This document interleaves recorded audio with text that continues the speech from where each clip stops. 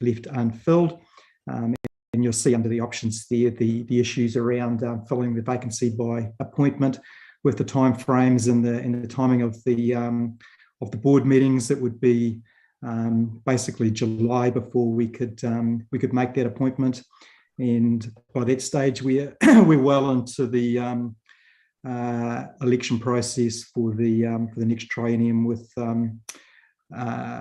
nominations opening in mid-July. So the staff recommendation is that the extraordinary vacancy created under the Local Government Act, that the extraordinary vacancy is left unfilled for the remainder of the 2019-2022 triennium.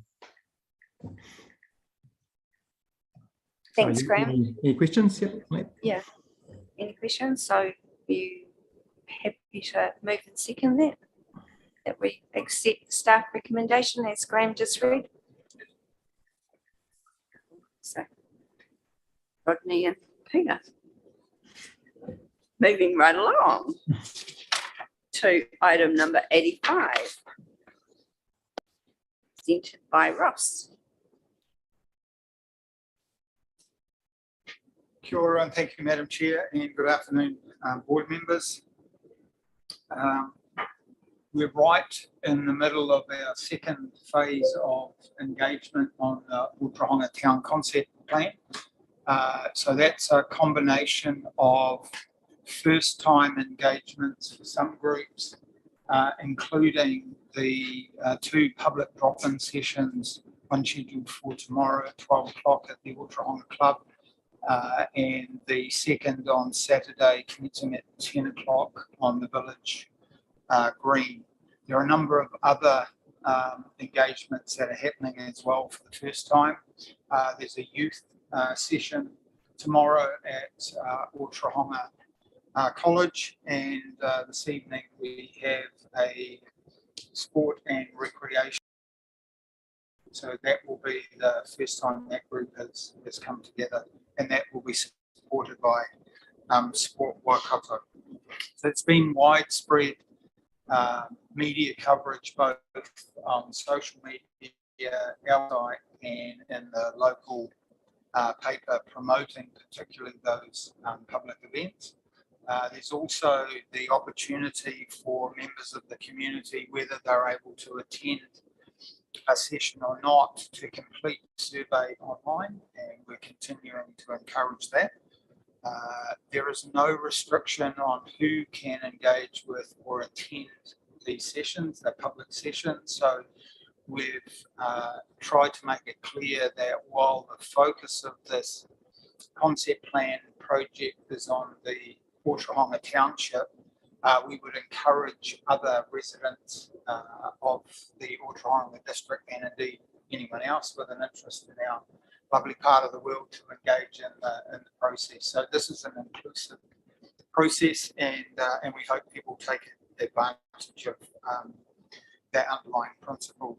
So I've set out in addition to what's happening right now, just a reminder around the project program. So we're still in that combined early engagement investigation process, and the next stage will lead into the development of the draft town concept plan document itself and the accompanying implementation plan or action plan, if you will. But before that, we'll be looking to run a further round of engagement in June. So that will be the week starting the 13th of June. And we'll continue to engage with those groups that we've been engaging with. So for some, it will be the second session, and for others, it will be session number 3. And in the case of our Mana Whenua group, I think that will be the 4th engagement session. So it's really pleasing to be part of the process and the sessions, and seeing firsthand the level of participation and commitment, energy and passion. So all the sorts of things that you want to see in a project like this. So that's great. What I've suggested in 3.4 of my report, and I did flag this to council, was there are a number of decision points that are coming up in the not too distant future. So the first of those is going to be around considering the feedback and providing some direction to help finalise the draft town concept plan, and then that will come back through the board and council for sign off. We can then go to the community for a more formal, if you like, consultation process. And then once we've undertaken that phase and got feedback, I'm suggesting that both the board and council come together to consider that feedback in a joint session and then make final decisions around, or provide final direction around the town concept plan and the implementation plan, so we can meet our adoption deadline of either late September, which is what we're showing, or early October if we need to let the project slip a week, and there's not any indication that that will be the case at this stage, but we do have a little bit of wiggle room. So I'm happy, Madam Chair, to take the questions, but before I do, I just want to provide an update on the retail revitalisation project that Ōtorohanga District Development Board have been working on. So as a board, you'll be aware of the nature of the project, the cleaning and painting of building facades in the main street and adjoining or adjoining streets, I guess, if there are buildings that span a corner space. The board have indicated that, council considered a request from the board for funding support, with consideration that it would logically be funded out of the town concept plan budget, with the rationale being that it's a Main Street enhancement initiative, and one of the key deliverables in the town concept plan is a Main Street enhancement plan. Figure that ODDB indicated was $70,000, and council gave a commitment in principle to support funding on the basis that the board had to do some work around engaging other funders and, most importantly, getting the support from business and building owners who are likely to benefit from this project. So the board have indicated they're now ready to come to council with that proposal and a request for the funding at the level that they had originally signalled, which was $70,000, and that would come through to the council meeting on the 17th of this month. So I thought it was important that it's an initiative that aligns entirely within the scope of the town concept plan, and that you've previously been briefed on this project, that I closed the loop in terms of making sure that you're aware as a board of what the proposal is and the process for council's consideration of the funding request. Happy to take any questions on the overall town concept plan, and I'll do my best if there are any questions around the District Development Board's retail revitalisation project. Thank you. Does anyone have any questions for us? Yeah, I do.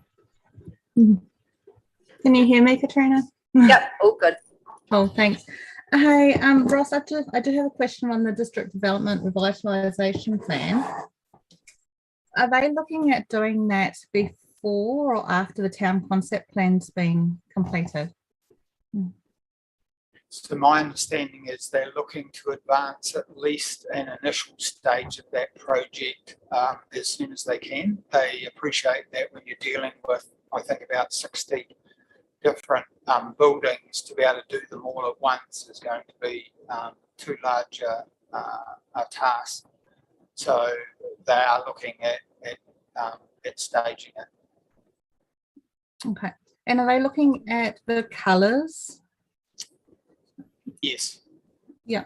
So would that tie into our town concept plan and the vision that we're raising there for the colour scheme of the town? So this will be in the proposal that the board bring forward to council, but my understanding is they will be looking to identify a proposed colour scheme, engaging with the business and building owners around that colour scheme and opening that up to the community for feedback. So they're engaging people and businesses that have particular experience in this space to assist. Okay. All right. Yeah, that makes sense. I sort of thought that their revitalisation plan would complement what the town concept plan was looking to do. Yes, so my understanding is the two are and need to be aligned. Thank you. Cool, thanks, Kat. Anyone else have any questions? Just to follow up on that, I mean, I know because we wanted to paint the front of our building and various delays in getting the first part of it done, we have to solve it around about this time, so you don't want to start painting and you're going into winter, and now you're kind of in the same place. I'm thinking there won't be any painting going on Main Street until next summer at best. I mean, they feel the funding, but heck, what? They may be braver or know more than I do, but getting involved in a big way in a whole lot of external work on painting at this time of the year, to me, wouldn't seem the smartest move. Just to build.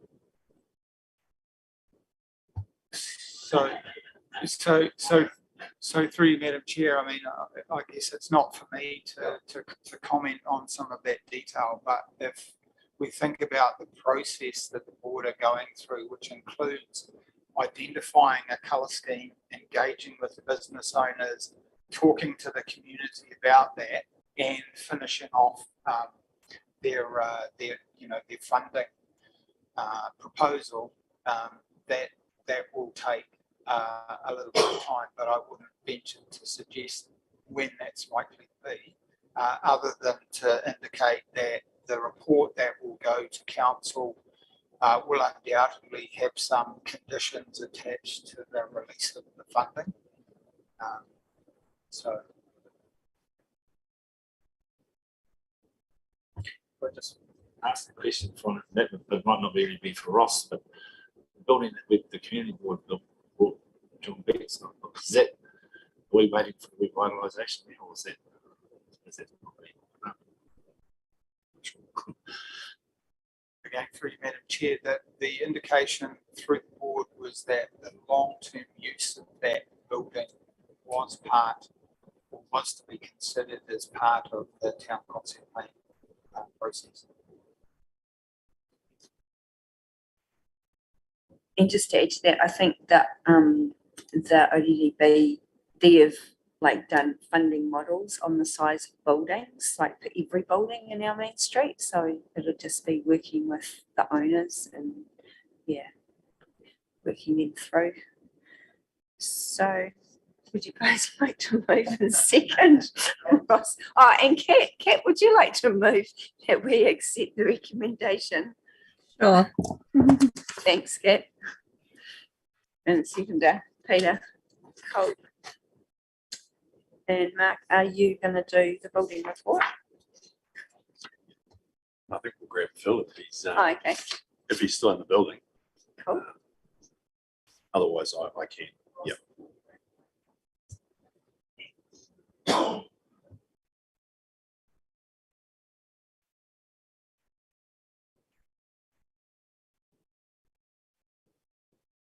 Just going to say, seeing Heather's here.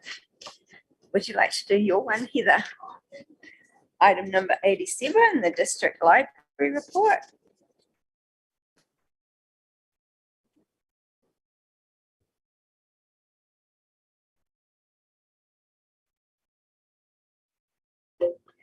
Always forget that. Good afternoon, Madam Chair and board members. It's a fairly succinct library report this time around, but I suppose the The highlights for us are, and you will have seen reading it, that Fiona Cowan recently completed her Library and Information Studies Diploma Level 5.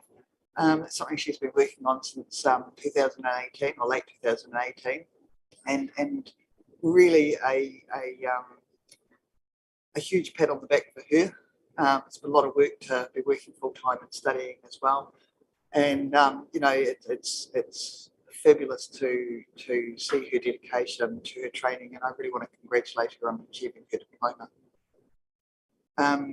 At the time of writing this report, we were still in the red settings and school holidays were fast approaching, so we knew we couldn't run any in-house programs, so we put together some holiday packs for preschool and primary school aged children that are available. Now, I don't actually have the exact numbers of how many we handed out at this stage, but they were going out like hotcakes, both here and at Kāwhia, so that was really pleasing.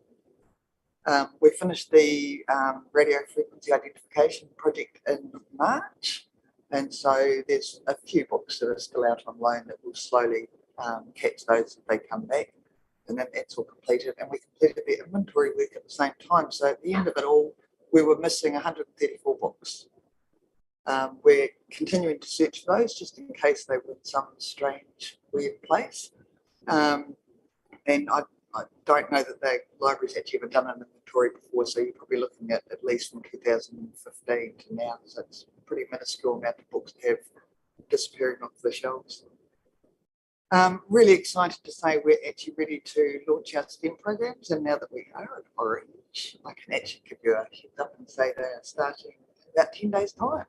So, you know, if you've got school-aged children who are keen on science, technology, engineering, or math, get them registered at the library, and they'll have a ton of fun and learn some stuff at the same time. Probably the only other thing is our usage statistics, you will see, are looking quite poor in comparison to the previous year, and that really comes back to the lockdowns. There's not an awful lot we can do about that. I think we're going to end up looking quite down for the year. So roll on 22-23, says I. Any questions? Has anyone got any questions? Congratulations. Yep.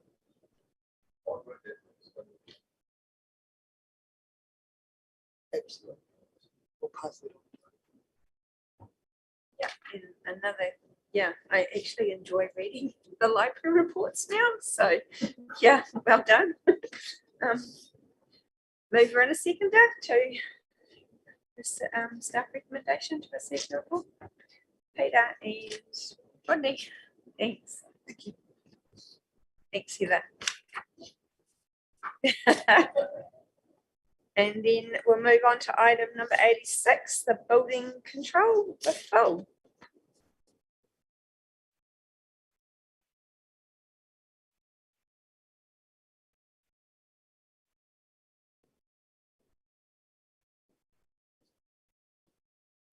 Take the report as read. Happy to answer any questions.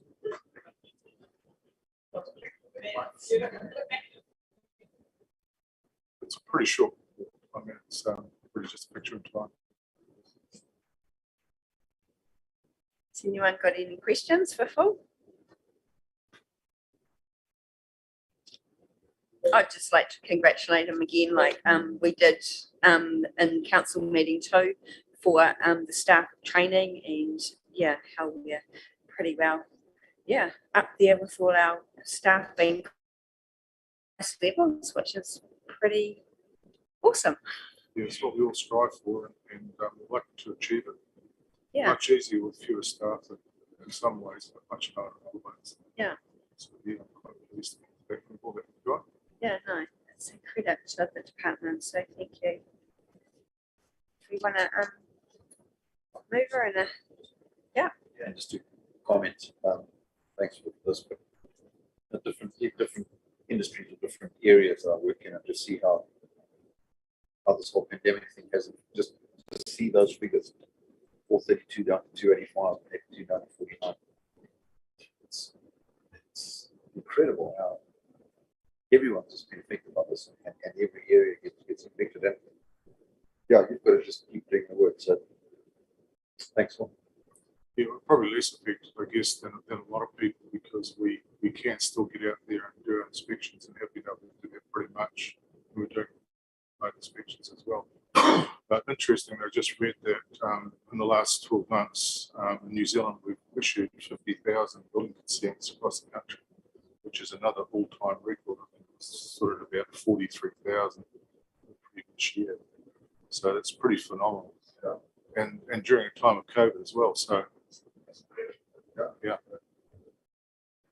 So it's still happening out there, and it's starting to happen to us again. Slow start to the year, which was reflected in that report, but now it's starting to speed up a bit.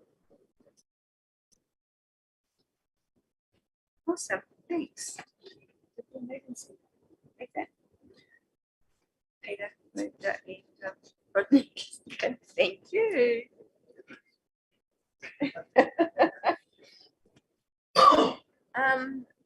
Members updates, Kat.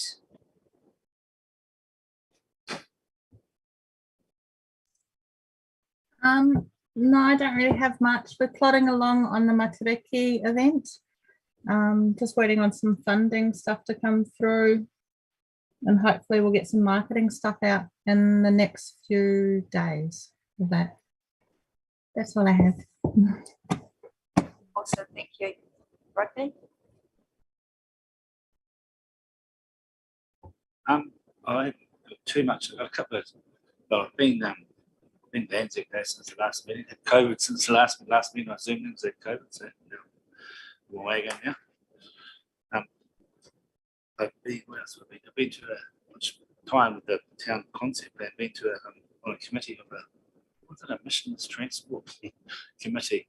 So it's about how in the future we're going to move around basically to lower our carbon footprint. So there's a few things coming out of that. So that's one thing. And the other thing is I've had some contact from people from the Ōtorohanga Sports Club. I understood at a meeting quite a while ago. I could actually find the minutes or whatever, even if it was in a workshop, I'm not sure. But the sports club were going to take control of the Island Reserve area of the the silage and that, and then they were going. But apparently that hasn't happened. So what happened there? I wonder if we can find out. We know that. Yeah, I don't have the answer here. Sorry, Roddy, but we can definitely follow that up. Something our property team. Yeah, I understood that they were going to do the management of it, and because they used to have the lease for it, so they got taken off the walkway. And that was my understanding of the meeting we had, that they were going to, manage it, but still obviously pay the council for some usage. We can update What's happened there? Yeah, yep, we can come back to you. The other thing is, I'm wondering what our procurement policy is for employing local people, because I see on Facebook that a bus of these got painted by someone at Tikawiti, and I've got some good painters in Ōtorohanga. I'm wondering why we don't. Why that's just one thing I've seen. So I prefer. I'm hoping our procurement process weights towards using local people first. We have to get outside contractors sometimes if we don't have capability in town. And I've kind of heard that our mowing contract, which has been a shambles in the ask me,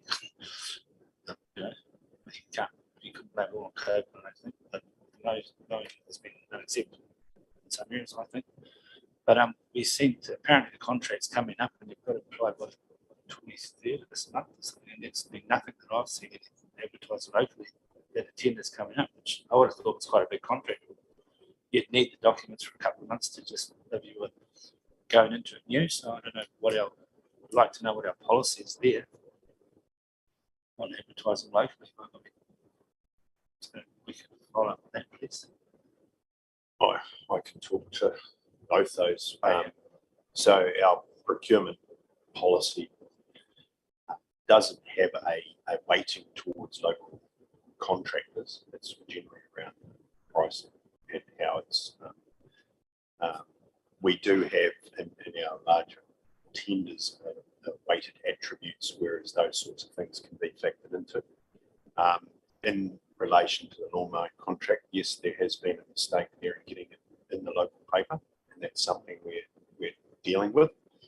And we've had discussions this afternoon about that very thing. It's, something will come out around that shortly on the mowing contract, and why we didn't get it in the paper. So that's our fault, and we're looking to fix that at the moment. So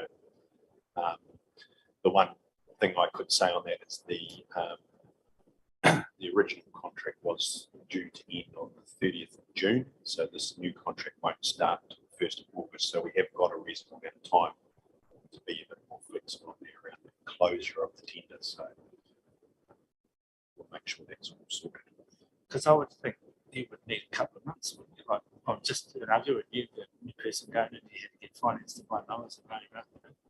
I don't know what happened. Yeah, so that What's the normal time frame for tender, putting out to tenders? it can Just vary curious. depending on the complexity. Yeah. You know, 3 weeks to 6 weeks, depending on the contract. The Ōtorohanga mowing contract is quite unique, as there's parts to that contract where machinery is provided for that whole reason, to encourage local contractors that may not have mowers. So so it is, if you're talking about raising capital to take on, there's that provision, that council own a mower that's provided. So I mean, it's determined by council staff really to determine.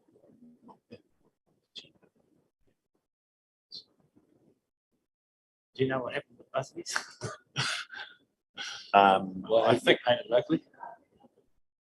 yes. About the buzzy. No, I just said neighbours, but on Facebook it said that Rod, the fellow neighbour Marine, he fiberglassed and fixed it. He's not there to take what he's going to paint it. So, obviously he's the fiberglass expert, but he's not painted. So, I know he's done fiberglass for me, but he painted. Yeah, I mean, probably the best thing is Jared, our acting services manager, is very aware of that matter, and I'm sure he can speak to that rather than me speaking to it. Thank you, through you, the chair. The main reason is the painting was a minor part of it, which was only carried out because of the repairs needed. Probably about 1.5 years ago, we had repairs. Had repairs needed for those bees. I contacted every local person I could, and no one was able to do those repairs and carry it out.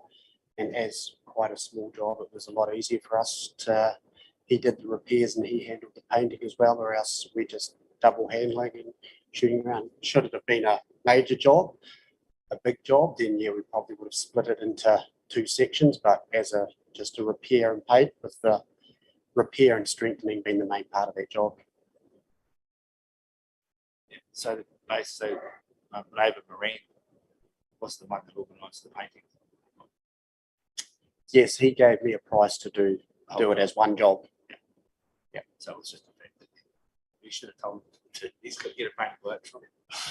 Yeah, well, as he did do the painting the first time, and I wasn't aware that he was going to get someone else to it, but it was priced as one job. You can just see what, obviously, you local people go, what the hell is that? So we get it quite often. What I was doing that water management. So there's obviously a reason.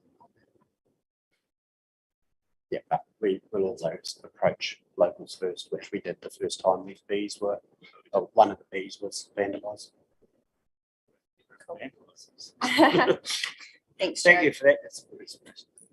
Through you, Madam Chair, just to add to that. So the procurement policy is workshopped and adopted by council. So council, elected members give us the guidance that we need. And, sometimes you're trading off local with price. As Mark said, it can be included as one of the attributes. But, if say the local price was 3 times another price, then ratepayers would have something to say about that as well if we went with it. So there's that kind of balance, I think, And, we are mindful that in these times with people losing jobs over COVID, out of COVID and things changed, Mark and I had a discussion, about the mowing contract and the opportunity for locals to, tender for it. So we are mindful of that.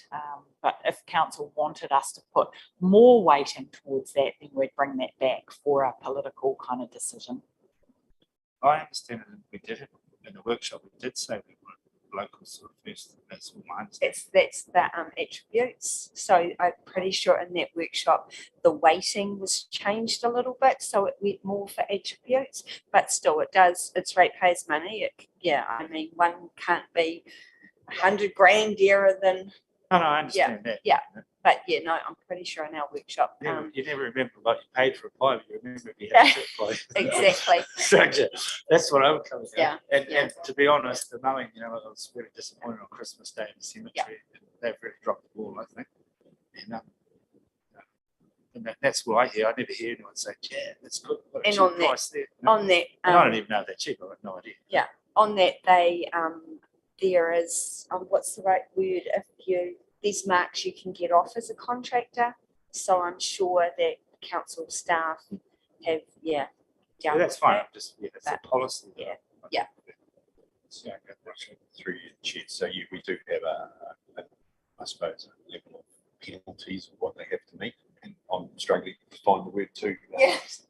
But I can also assure you that we made some changes to the new contract around specific areas of high interest too. So we won't have those repeats again. Just while we're kind of close to the lawn mowing, and I don't think it's part of the lawn mowing contract, as I understand. But who trims the footpaths? Because who does that? Hasn't been doing that lately, or for a long time. We're going to have really narrow footpaths. Certainly narrow and narrow, because the grass is growing over. Like honestly, down the middle of the road, it's like a foot onto it.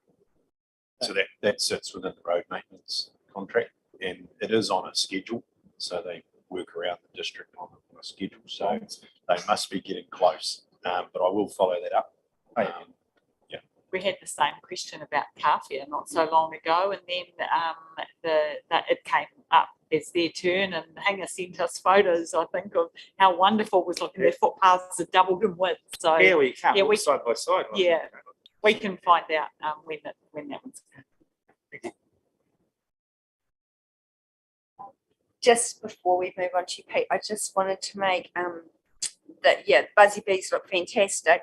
When we get contractors, they're obviously, being paid. Do we always give them free advertising on Facebook? Just a question. I think the Buzzy Bees was a good news story. I think there's some learnings from this. I don't think there's much more I can say to that at this stage. No, that's awesome. Thanks, Mark.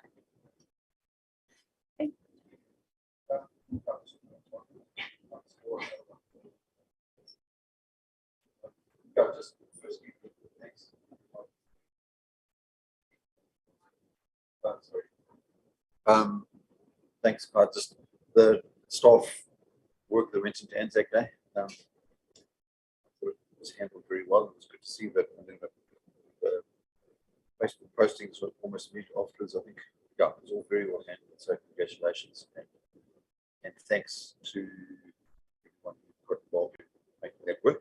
Thank you for that. The other thing, and it might be well outside the purview of this meeting, but if we're talking about the town concept plan, and something came up when I was at the workshop this morning.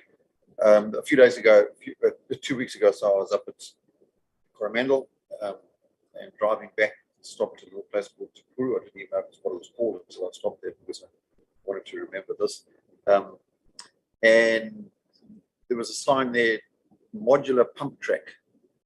So Carol and I went walking down to their modular pump track. I don't know if any of you know what a modular pump track is, but it's, so I've got it on internet here. There's been, yeah, so it's one of those, the scooter or the skateboard with the banked corners, but it comes in sections so you can bolt it together, or you can conform it, whatever. You could have it. So I was just thinking about, because I know there's talk about in various sectors about that concrete pad down at playground. And so yeah, I phoned the guys just to see what it's like. It cost about 20% of what a proper contract would cost to put in there. It's got drawbacks in the sense that it's not built in concrete and so on, but the one in Takura apparently has been there for 5 years now and it still looks pretty brand new. The advantage of it is that if you then want to have a day up at the college or the weekend at the college, you just unbolt it, move it up to the college car park, reassemble it again. By the afternoon, you're using it again and then bring it back and put it around back again. I did speak to Bev Maloney at the Kiwiana committee and they get quite excited about it. So yeah, apparently there's councils all over the country that have got these things now. So the website to go and look at is, if you're interested, if you're looking for their parklife.co.nz. It's got a couple of them, and you can have. They've just got just a round one where you can fit it into different shapes and put things into it. So, and my grandson thought it was outstanding. So, as a 4-year-old, he would. I just thought I'd bring that up before to go into the town concept plan thoughts, and certainly Kiwiana committee are quite keen to explore possibilities here as well. So I think it'll be awesome there, and you don't just stick it in one place. If you're around, I see the college, you can take it to South School, you take it to school, put it up. Yeah, pretty neat. Other than that, Awesome. Thanks, Kate.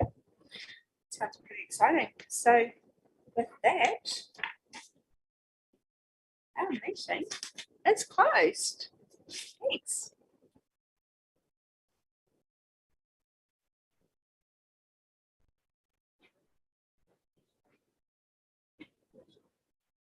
I'm sure that's for sure.